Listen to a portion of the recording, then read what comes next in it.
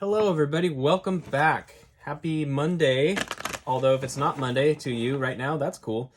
This is timeless. It's collective. It's refreshing. It makes you want to dance. All the cool kids are doing it. We're going to kick it off with a Rumi quote as per usual, and then I've got tarot here. It's tarot only. And the classics. I have the Aquarian Tarot, this is an actual deck from 1970. It's vintage.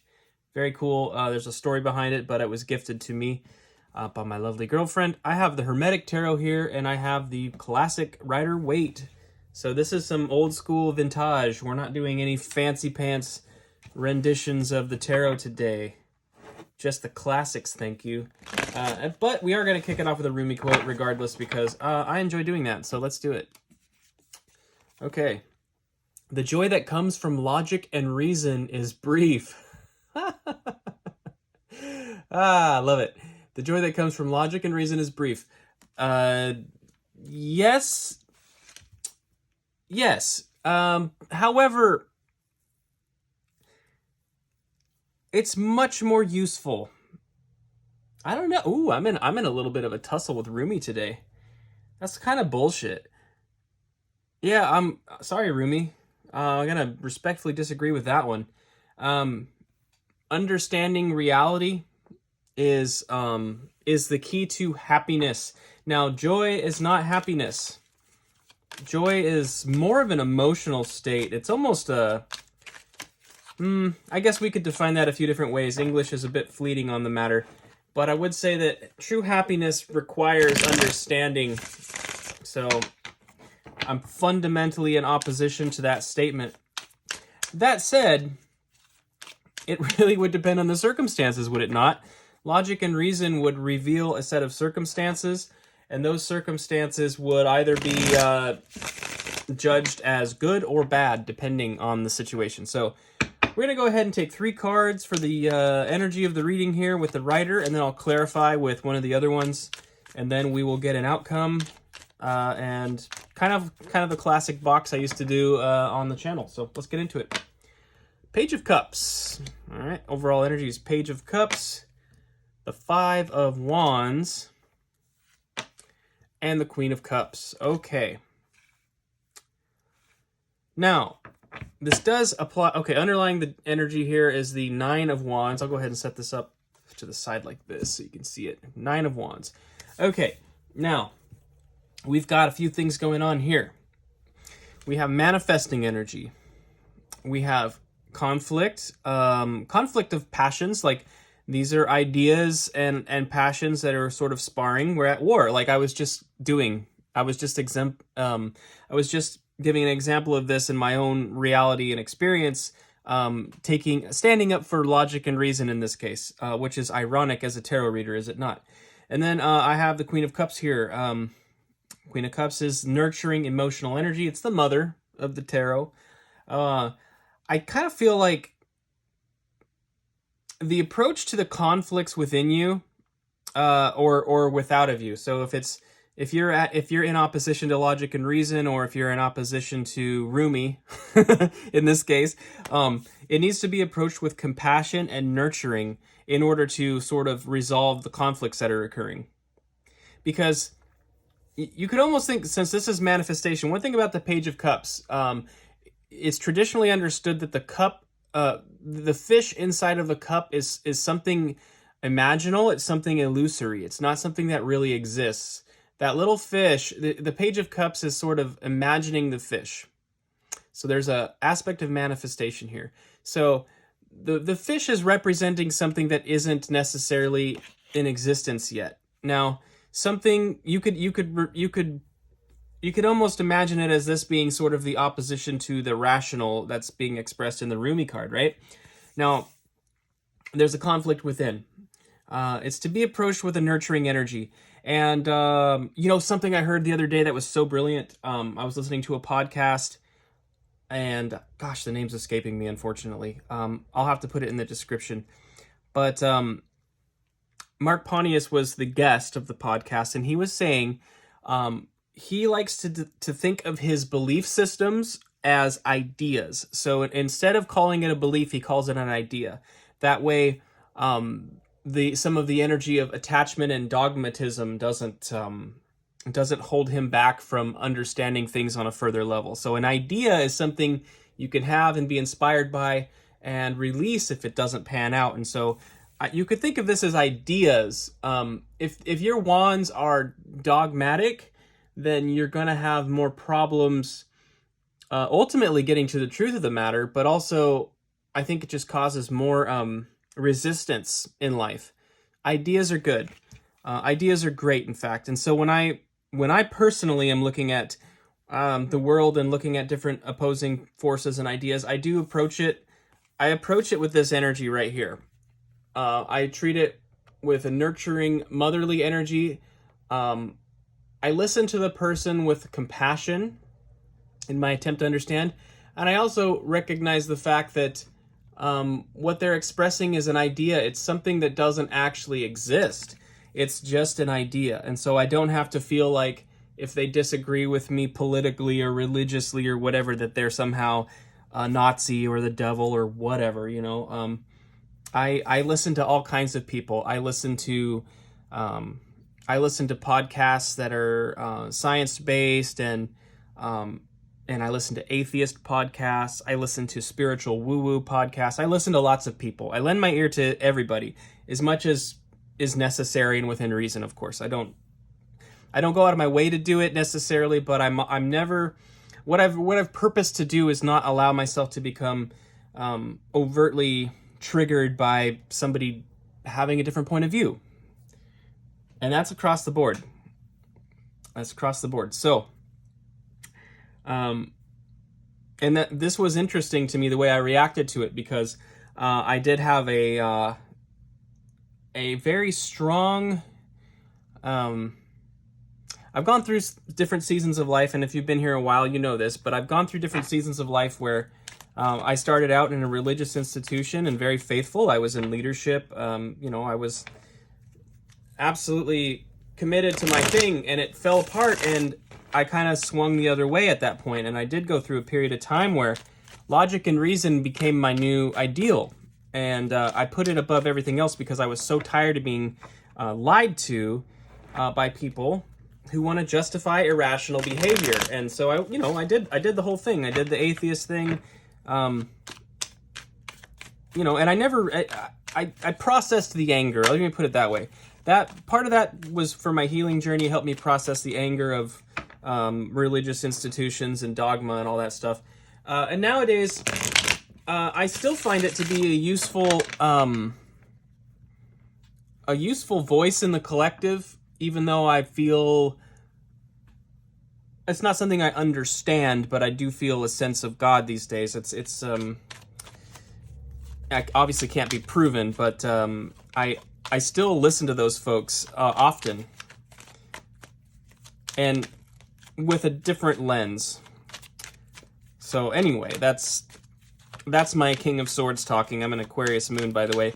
And I'm also yakking your ear off here. Hopefully this has been beneficial. I'll keep going now with the reading, shall I? Okay. We did not talk about the Nine of Wands yet. The Wounded Warrior is being persistent in their manifestations, has gone through a lot. The journey has been quite long in holding to these passions, but still insisting on it. Like, there's a journey that's nearly coming to a close in the Suit of Wands, and it's been a long road. It's been a difficult road. Okay. So I do think that something maybe within yourself, this conflict that's kind of being expressed, is starting to come to some form of resolve, and it's requiring love. It's requiring nurturing energy in order to sort of finish the journey. Love is what's going to get you over the finish line. Love is what's going to get you over the finish line. Oh, that's cute. All right, I'm going to clarify these three cards using the Hermetic. Right now, let me cut it. I've been shuffling a lot, so I'm sure they are good and shuffly. Shuffly, yes. All right, we have the Chariot, Lord of the Triumph of Light. Absolutely. There's more Cancerian energy. We've got Cancer here. Okay, over the Page of Cups. Now I'm going to go ahead and pull the other two. I'm doing this a little differently today. We've got the Knight of Swords, Lord of the Winds and Breezes. And we've got the Hanged Man. Okay. Neptune. Okay, interesting. Underlying the deck is our good friend, the Lovers. Our good friend, the Lovers, yes. Okay, again, let love. Love is going to bring you across the finish line. This is also a contract. You can have I've talked about soul contracts and stuff in the past regarding the Lovers and like the twin flame thing and all that. It can be within yourself as well. The journeys that you go on. These opposing viewpoints are people that potentially have contract with you in order to help you learn and to help you learn something, right? To teach you something new about life. And the Chariot is about it's about spirit taking you somewhere in a rapid manner. Like if you sort of yield to spirit, you surrender to spirit a little bit and allow some space. If you can, even while maintaining your logic and reason, if you can entertain an idea, like I said, think of it as an idea, not a belief. You'll give an opportunity for the spiritual realm to sort of reveal itself to you if you're feeling skeptical, right? Very fast moving energy here. The Chariot is spirit has something for you and wants to take you somewhere. The Knight of Swords is kind of almost the human version of that, if you could think of it that way. The Knight of Swords is the fastest knight in the deck. Can be very gung-ho, right? But it's powered by humans. It's powered by the human drive and desire. So they're kind of in a bit of an opposition to one another. You could think of it that way. But what's being asked of you is to see something from a different point of view. In so doing, you're gaining enlightenment. You're gaining wisdom. So there's what I'm getting here is like with the Lovers and this whole situation, you're being asked to listen to people, to others, in order to gain wisdom. People that make you uncomfortable, like what triggers you? What points of view trigger you? There may be something there for you to learn if you can apply that motherly loving energy to it. Ideally mothers are very compassionate, nurturing, loving, supportive, generous. And I know not all of our earthly mothers were perfect, of course not, but we do have an understanding of divine motherly energy. So that is sort of what's being called for here, is the higher that higher level of love, that higher knowledge of love, which is something that won't come through your own efforts so much. It's something that you could kind of yield to and surrender to in a sense. This is a kind of a big message of calling for some surrender, and it could be about the realm of understanding, definitely. There's some tremendous amount of wisdom to be gained, but it requires a surrender a bit of that. Again, maybe it's the logic and reason. You may be watching this and hearing it from the total opposite perspective, and you're like, yeah, you tell those logical people. you tell them what for, right? I know in Tarot land, it's a big tent. You could be here for a myriad of reasons, and you could have several different kinds of beliefs, political, religious, and otherwise. And this is a message for everybody. This is a message to come together in understanding with one another for all of us. I'm actually, even though I'm reading in a way of trying to get you to open up to spiritual knowledge a bit and be open to hearing things, it can apply every direction. It can apply politically, it can apply religiously, it can apply all over the map. And gaining insight and wisdom, that's just, it's not always comfortable to hear things that trigger you, but it allows for a greater perspective and a greater understanding. All right, let's look at a potential outcome line here, and we'll see what else we can get. We have the Two of Pentacles. That is a card of balance being restored to a situation. Sorry about the shine on there. I gotta figure the lighting out still. I know. Things are moving slowly over here. We got the Two of Pentacles, something being brought into balance. And you could literally think of it as, you could almost think of these Two Pentacles as your faith and your reasoning skills.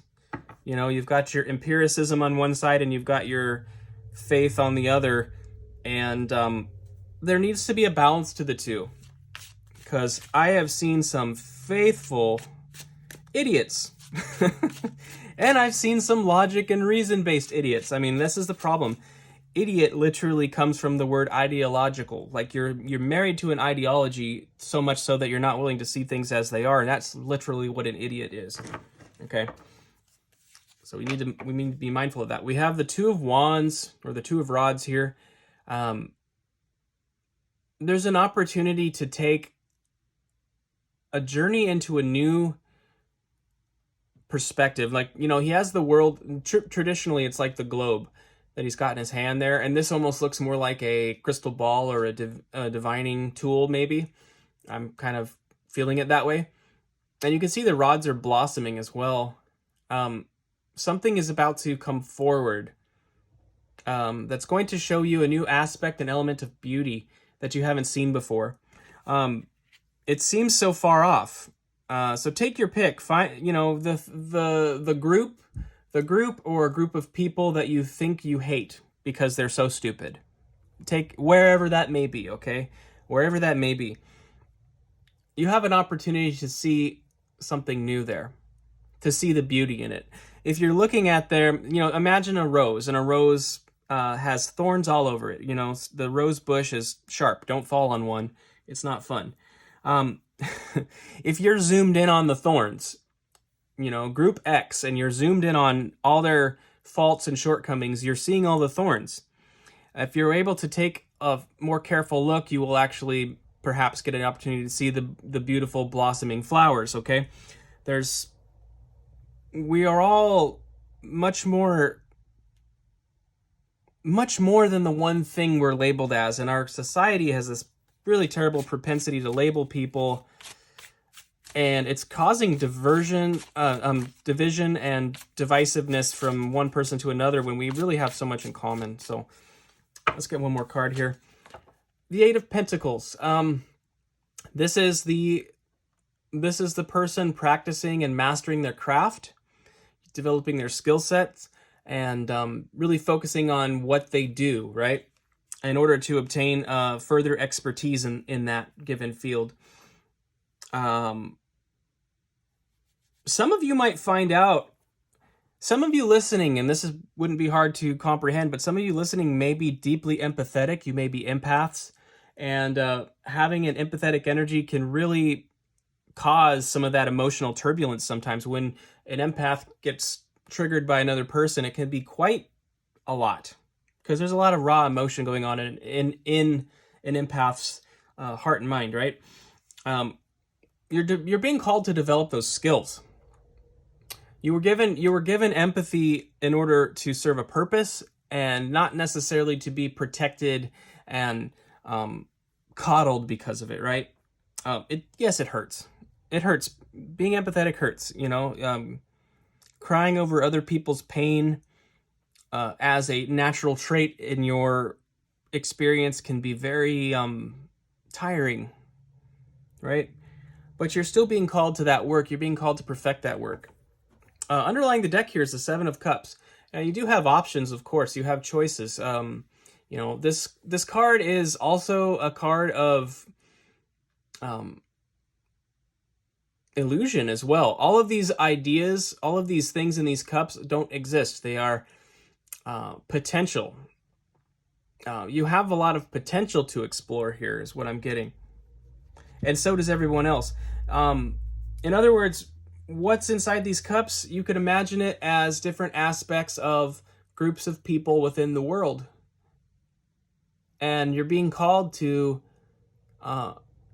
maybe to go to these cups and sort of explore them a little bit, take a little bit of the flavor. Okay? You can imagine this as different groups. And so whichever one of these cups is the most is repelling you the most. Like, I'm not sure what this one at the top is. It looks like a fighter pilot's helmet or something. I don't know. This one I don't understand, and so this is the one that I would personally be inclined to go towards first in this metaphor. It's like, I don't understand this group. So I want to learn a little bit, right? And I just noticed this. The underlying energy beneath the Seven of Cups was the sun. There's a lot of amazing potential growth here for you, that you would ultimately be very grateful for. You would find some joy in it if you could go there. So at the end of the reading, my dear friends, I do think that what our friend Rumi was trying to tell us is logic and reason, the joy from it can be brief, because if it creates a division, like in the context of this reading, if you know for a fact that your camp is totally right and here are the reasons why, and you're not willing to, if it goes so far as that you don't even want to talk to people on these quote-unquote opposing side, that is going to reduce your joy. That's going to reduce the overall amount of love that you experience in this world. Because I tell you, like, finding common ground with a perceived enemy, like, there's so much profound beauty and healing in that, if we can get there. I almost see this Five of Wands at the beginning of the reading as like the state of the world right now. Everybody's quarreling, We're in an age of quarrel. We're in an age of tribalism and division, and things are getting cold, man. I mean, we're going into winter and it's getting cold outside, and that's like people's hearts are turning cold too. But in order for you to find that warmth, we have to sort of go into those places.